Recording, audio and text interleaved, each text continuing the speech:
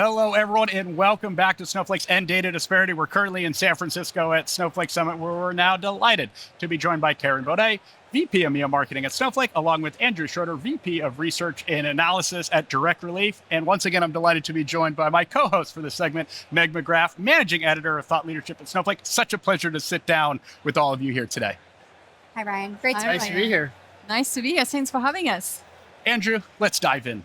Direct Relief is active in all 50 states and more than 80 countries with a mission to improve the health and lives of people affected by poverty or emergencies, regardless of their background or financial status. How is the team leading with a data-first approach, and how is it impacting your ability to do more for those who need it most? Thanks. Yeah, that's a great question. We cover a lot of ground at Direct Relief, and we do it very efficiently with very few people, actually. You know, Direct Relief distributes probably $2 billion of assistance every year, and we only have a staff of 157. So we have to use data analysis to really drive every decision that we make. So that ranges from understanding pharmaceuticals and the whole landscape of what kinds of medicines are most needed. We look at geospatial factors, what kind of diseases do people face, what kinds of health risks, what kinds of crises are affecting them. We look at meteorology, seismology, where are earthquakes, where are conflicts breaking out. We look at how to predict various kinds of factors and see if we can get ahead of the curve so that we can distribute exactly what people need in the amounts they need at the times they need it. We work with a lot of different companies to do that, and they also help us really think through a lot of those issues. That ranges from healthcare companies to groups like you all at Snowflake, which has really been helpful. So we're glad to be here. That's awesome. Super helpful, Andrew, for that context so we understand what Direct Relief really does for us. Karen, what made the biggest impact on you today at the Data for Good Hackathon with Direct Relief? Well, a few things.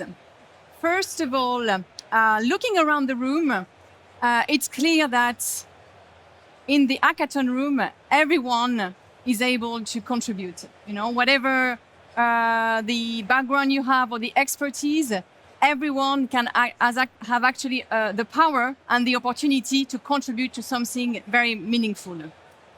Then it's a lot about the passion and the focus you can see when looking at those people today, working alongside with Direct Relief teams.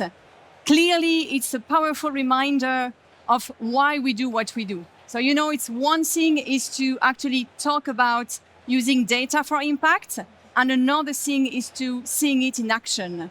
And especially when it's about contributing to solving real-world challenging like emergency crises or health equity.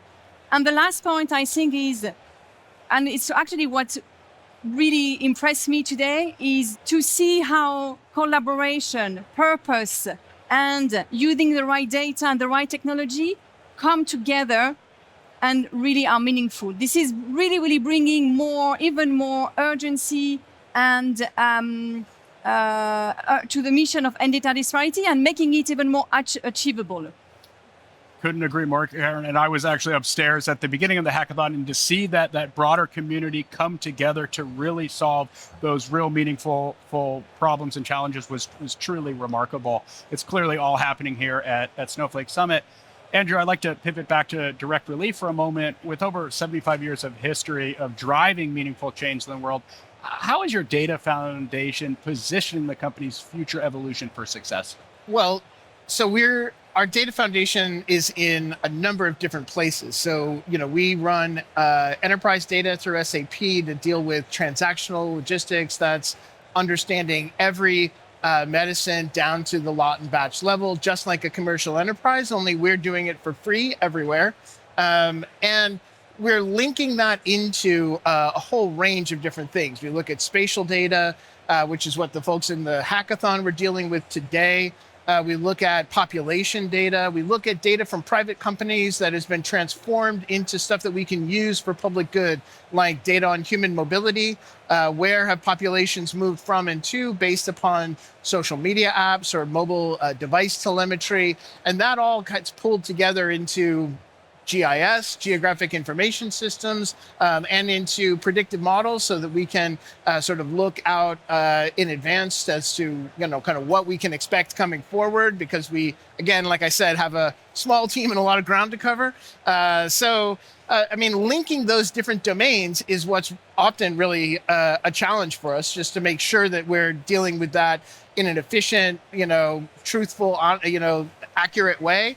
And where we're then pushing data out to the partner organizations that we work with. So we work with a network of thousands of organizations around the world, and we provide them with analysis and with ways to understand their situation. So everything that we take in, we also push out, because if our partners are more intelligent, more aware of what's happening, they make us more able to fulfill their needs. So we try to keep that cycle going.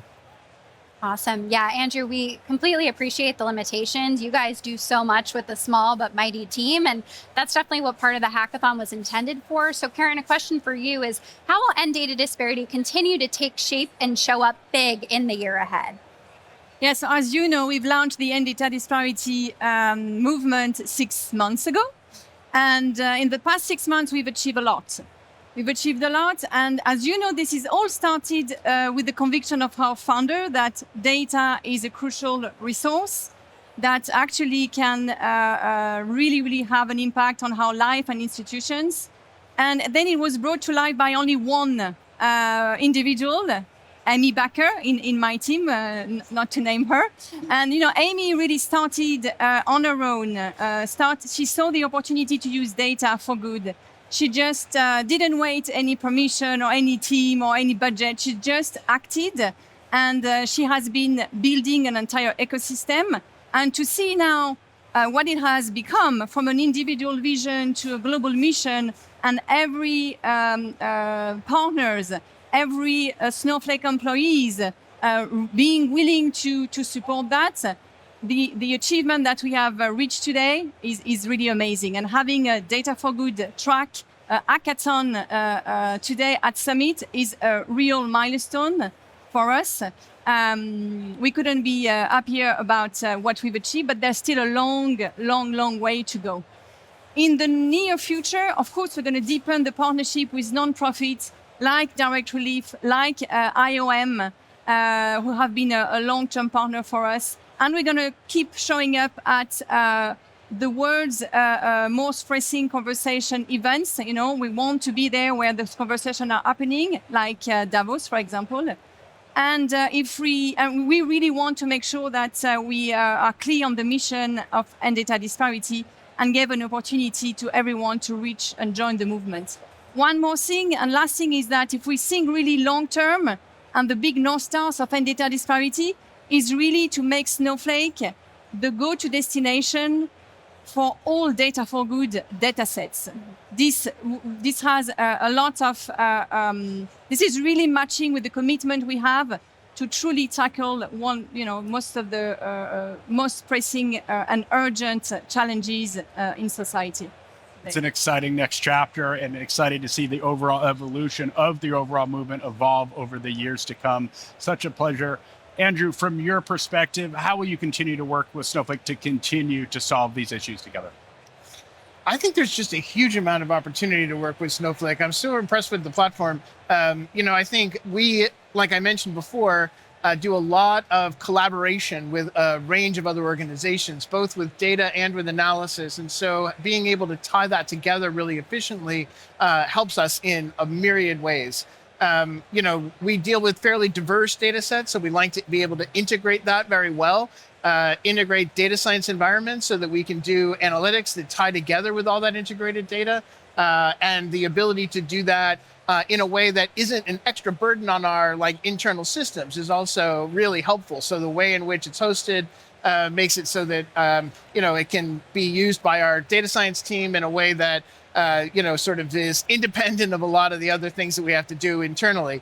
So, I think all those ways, I think collaboration is probably the main thing that we have been interested in with this, because we're doing engagements in all different parts of the world, from Ukraine to Central America to parts of, we're running a workshop in Los Angeles after the fires about recovery coming up in the next couple of weeks.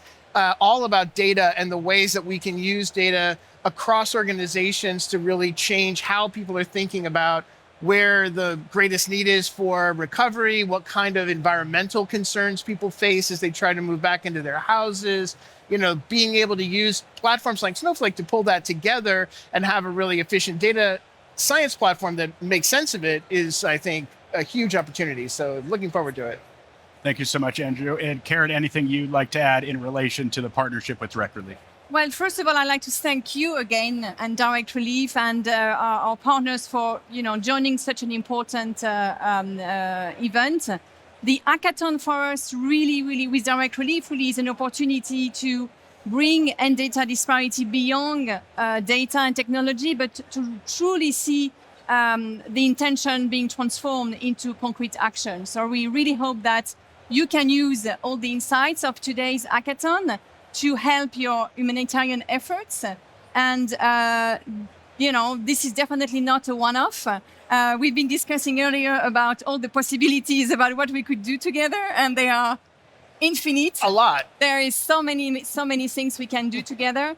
So it's, of course, yes, just like we've been building with IOM, I think as we get to work with partners and non-profit organizations, we better understand how the technology can be leveraged, but also how the overall community and partnership collaboration can support those efforts. So definitely looking forward to the next chapter with Direct Relief. I think we're all looking forward to the next chapter of Direct Relief and also the End Data Disparity Movement. Such a pleasure being with all of you here today. Thank you so much to everything you all are doing in relation to Data for Good. Thank you. Thank you. All right. And for the audience watching, thank you so much for tuning in. We'll see you soon.